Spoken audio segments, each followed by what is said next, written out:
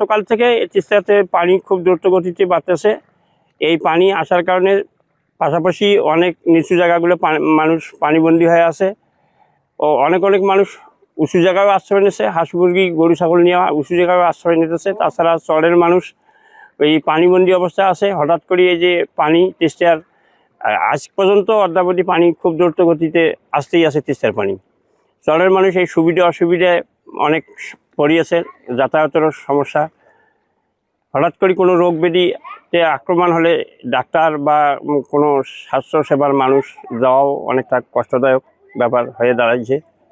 আর পানিতে এ পর্যন্ত তিস্তাতে গতিবিধি অনুসারে পানি আসতেই আছে এই তিস্তাতে। গতকাল থেকে হঠাৎ করে যেভাবে পানি বৃদ্ধি পাইছে, হঠাৎ করে, যাতে করে আমাদের কোনো এলানো দেওয়া হয়নি, আমাদেরকে সতর্কও করা হয়নি।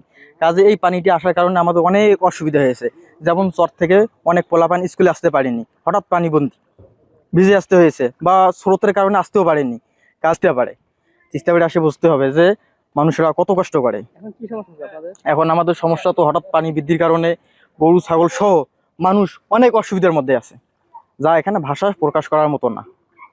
এ বিষয়ে আমরা পূর্ব পরিস্থিতি হিসেবে যারা ক্ষতিগ্রস্ত হবেন বা হওয়ার সম্ভাবনা আছে সেই এস্টিমেট করে তাদেরকে কি ধরনের সহযোগিতা করা যায়, যেমন শুকনা খাবার, চাউল বা আর্থিক সহযোগিতা, এটা আমরা ডিসি স্যারের নির্দেশে রেখেছি এবং আমরা সার্বক্ষণিক স্থানীয়দের সাথে যোগাযোগ রাখছি। যে কোনো পরিস্থিতি মোকাবেলায় প্রশাসন পাশে আছে।